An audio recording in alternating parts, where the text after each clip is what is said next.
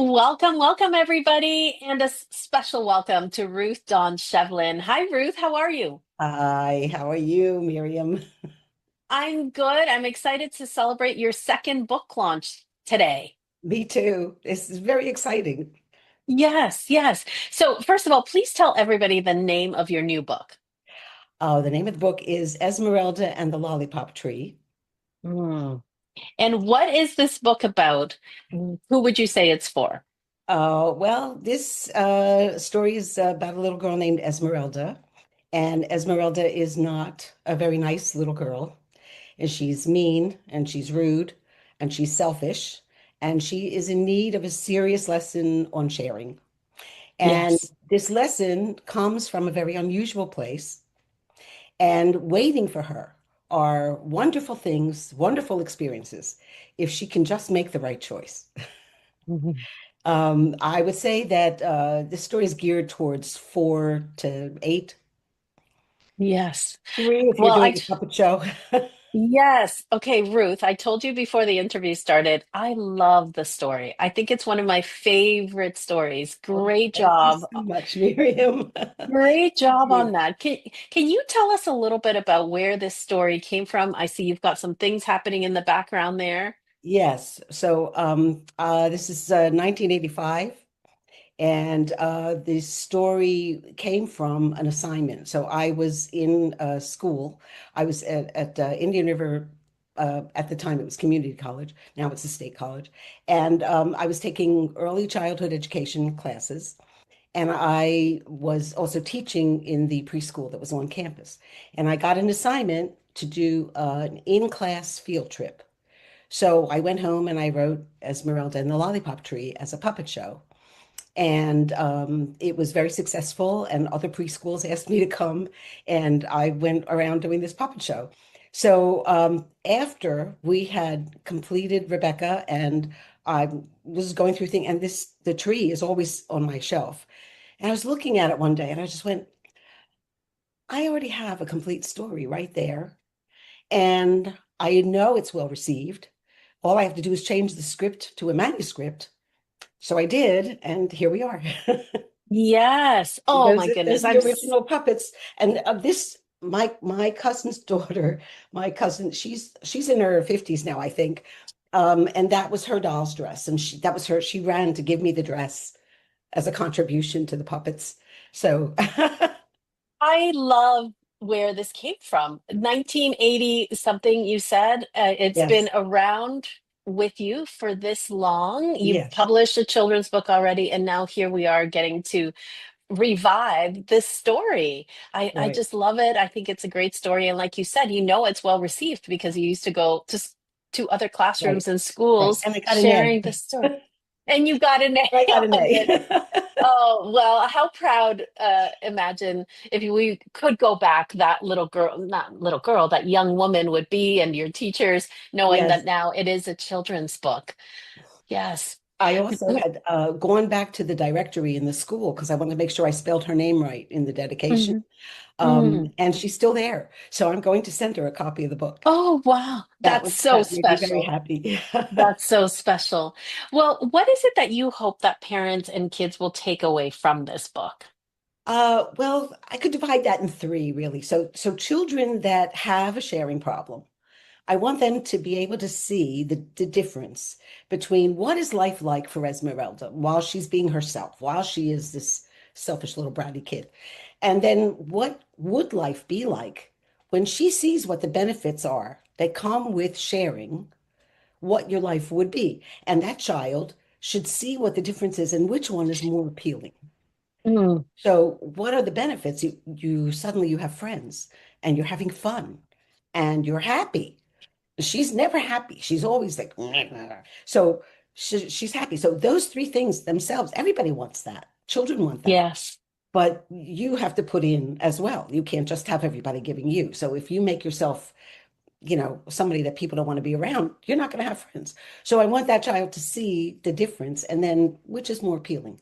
For the child who does not have a sharing issue, I want them to recognize that they are the exact opposite of Esmeralda and be very, very proud of that. Mm, For parents, I wanted to, if you have this issue, than to provide a tool that is fun and entertaining and not in your face. So Yes. a little bit more Yeah. subtle, that the child doesn't Yeah. say, "Hey, are you talking to me about that?" Right. It's just that they're enjoying a story, but they may see something in there. Yes. Well, again, it's a beautiful story, friends.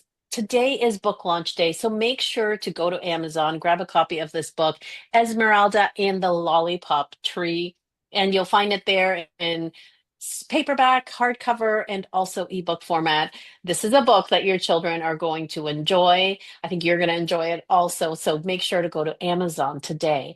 And Ruth, this is the second children's book that you've published with us. Yes. What inspired you? Well, I know what inspired you to write that first book. Maybe let's tell everybody about what inspired you to write the second book, I should say. Can you tell us a little bit about the first book? And if you have it there, please hold it up. I do. So the first book is Rebecca's Dream That Wasn't, right there. And that one was inspired by a personal experience at a very young age. And I had a teacher that helped me overcome stage fright. And I adored her. And to this day, and she's one that she's gone, so I cannot give her Mm, this book. But that's why I was doubly thrilled that I can give Sarah her, her book, Mrs. Whitaker. And that was the same thing. I had the book, I wrote the story in like 78, I think, something like that. That was the first one. And I just saw in little kids when I was continuing dance that kids in the classes before me, they were a little scared. So I thought, oh, if I write my story, maybe I can help them. So that's where this one came from. But at the time, there was no internet or anything, so it was a printer, and they just took pictures. And the font. Oh no, I can't show you in this one because this will be the right font. But the font was just a photograph of my typewriter font. So it was tiny. It was 11 pages, okay. arithmetic paper, and the illustrations were my pencil drawings that I later Wow. turned into these. Yeah, Yes. yeah, Well, okay. Please hold the book up one more time. sure. Both of these books are on Amazon. So when you're there getting I'm sorry, Esmeralda and the Lollipop Tree, go look for Rebecca's Dream. That wasn't. You're going to enjoy these books. Ruth is the author illustrator of both of these books. And Yes. I love hearing your story, Ruth, that these were stories you wrote. Did you say 1978? Did I hear that right? This one was 78. This one 78, and was then the 1985 or 84, maybe. I mean, I love that you've had this dream and you've continued to share your creativity with children, but here we are celebrating your second book launch, and the first one was just a year ago. So this is how fast things can happen, right? At the beginning, they may be slow because we have that dream and we're not quite going for it to publish our book. But now once you made the decision, I'm going for it, here we are, 12 Well, months later, I publishing did. your second book. I was going for it, but I could not find my way from A to Z until I found you. Yes, And that yes, took yeah. 50 years. Yes, and you did publish the first book on your own. You did publish the Well, it was printed for me, printed, yeah. and then I had 1,000 copies, and I carried them around. And some places I was Mm, selling them for $4. They were being sold at the Nutcracker. All the different studios that have the Nutcracker. that's great. They were selling them, and some of the dancewear stores. Yes. So, Well, yeah. Ruth, I'm so proud of you because here we are celebrating you again with Yes. another amazing children's book. So I'm curious to know, how is the process different this time around for the compared to the first time for you? Well, it is different in that the second time you are a little bit more familiar. So you're Hmm. you're not as nervous as the first time because you kind of know what's coming. You still need the hand holding. You Hmm. still have a lot of questions. You're still not sure. You don't really know. But it's a little easier to go, oh yeah, okay, that's what's next. Oh yeah, I remember that. So it's not quite as scary. Okay. Also, you have a few things you've already done for the first book that you don't have to redo. So, like Hmm. setting up your Facebook page and your Instagram page, building your website, you've already done that. You don't have to do it again. So, that's also some pressure off of you. Uh, Hmm. and the third thing is that you know where to go for answers now. And also, at this point, you have a treasure trove of fellow authors, your co-authors, that are full of knowledge and just waiting for you to ask for help. They can't run to you fast enough. They are also Mm, gracious and wonderful and ready to support you and help you in any way that they can. And you should take advantage of that because everybody's got knowledge in different areas. And you never know what's going to be able to help you. What's your story yes. about? What's your where are you located? Everybody's got something that can help you. So take Yes. advantage of that. You definitely want to, you know, use Definitely. So you said you're co-authors, but it's not. This is your book that you wrote by no, yourself, I but mean my they're fellow authors that are your in the group. fellow Yes, authors. yes. Yes, in your community. My Yes. family. Yes, Yes, yes, family your of author authors. family. I Yes. love that. I love that. So with this second book, what about challenges? Were there any challenges that you faced Oh, the yes. second So time? the challenges for this book was the same as for Rebecca's Dream that wasn't, because the story was already written. So rewriting it into a manuscript wasn't that hard. Hmm. Um, I did have an awful lot of exclamation points, and I had so much fun with Sharon coming back to me with the exclamation point. And then when I redid the script and the manuscript, and I sent it back after she edited, I forgot about I left them. So she wrote me back an email that was full of exclamation points explaining why I should have, and I knew that, but I just spaced it. I forgot to take them out. So that was just very, very funny to me, but it wasn't a challenge. But the art, the illustrations was the challenge. I mean, Hmm. I've been artsy forever.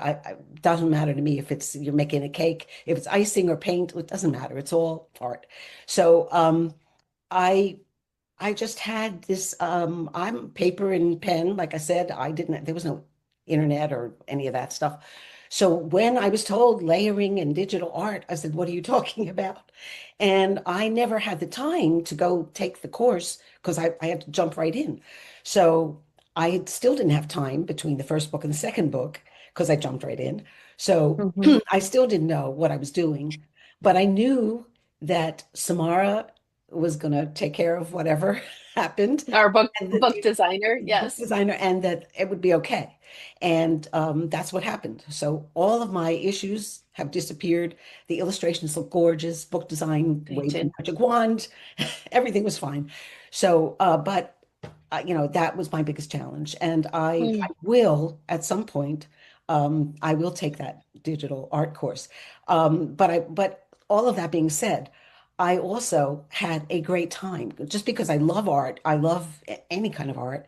And taking these puppets and giving them legs and sending them off into their neighborhood. He's got a bicycle. These are all things they couldn't do as puppets.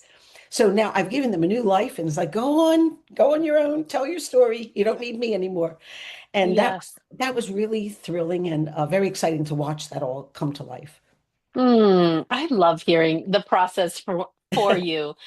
Now, how does it feel to have another children's book out in the world? Oh, it feels pretty great. It's pretty amazing. Yes. After 50 years, to see them come out and be out in the world and in the hands of children where I always intended them to be is it feels great. And I feel proud of that accomplishment. I'm not done. There's many more coming. And I'm also just very grateful to you and the team for getting me to the finish line again. Yes. Oh, we love having you in the programs. You show up for the workshops that we do. You're just such a delight to have in the chat, Thank always you.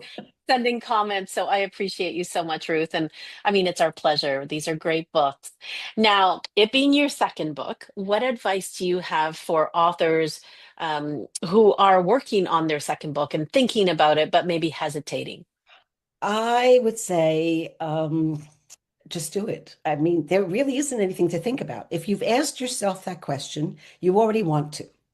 Hmm. You already want to write, and or you already have a seed of an idea for a story that's germinating there. And Yes. I just want to tell everybody who's hesitating, don't ever pass up an opportunity to create. It's tapping you on the shoulder, it's needling you in your brain. You need to get that out. And Hmm. um, it's like, what a shame it would be, like all these little sparks, and you let them die before they can be this bright flame, and maybe you're going to help somebody with that or make somebody laugh. But to just say, and maybe not, man, why not? So if it doesn't work out, you didn't lose anything. But you don't Yeah. lose anything if you start to write. But if you don't Hmm. write, you lose a story, and so do we. And you lose out all Mm. the good stuff that goes with it. So I just don't want them to pass up that opportunity. And I can tell you that holding the physical book in your hand is so much better than holding the image of your story in your mind, because nobody benefits from that, not even you. So Mm. what have you got to lose? Just go for it. If you don't like it, then okay, but you tried. But if you don't do it at all, you never know. So inspiring, Ruth. Thank you. That's so good. That's so good. Oh, it's so true. We got to get it out of our minds and out in a Yes. physical form to be able to share it.